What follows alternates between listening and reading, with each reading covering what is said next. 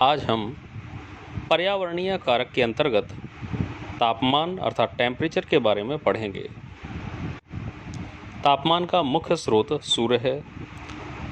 ऊष्मा के कारण प्रतिदिन तापमान में उतार चढ़ाव देखा जा सकता है।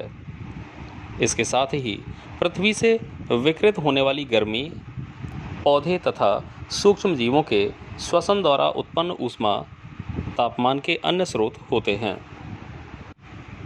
अक्षांश, देशांतर, धरातल से ऊंचाई, वनस्पति, जंगल, नमी आदि सभी कारक पर्यावरण के तापमान को प्रभावित करते हैं। यही कारण है कि पृथ्वी पर विभिन्न क्षेत्रों में तापमान एक समान नहीं होता है।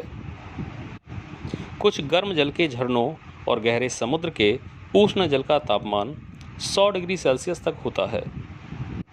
ताप जीवधारियों में एंजाइम की क्रियाशीलता को भी प्रभावित करता है। इसलिए प्रत्येक जीवधारी के लिए एक अनुकूलतम तापमान होता है। यही कारण है कि आम के पेड़ कनाडा, जर्मनी और इंग्लैंड में नहीं पाए जाते हैं।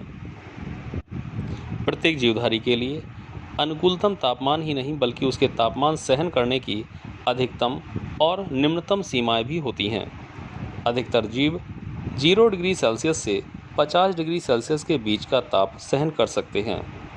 अगर हम औसत बात करें तो एक औसत तापमान या सामान्य तापमान 25 डिग्री सेल्सियस होता है, जो जीवों के लिए सबसे अनुकूलतम माना गया है।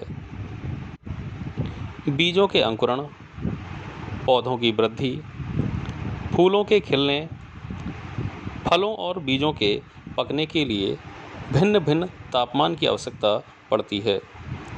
कुछ पौधों के बीजों को अंकुरण के लिए शीत और ताप में थोड़ी थोड़ी देरी पर रखना पड़ता है।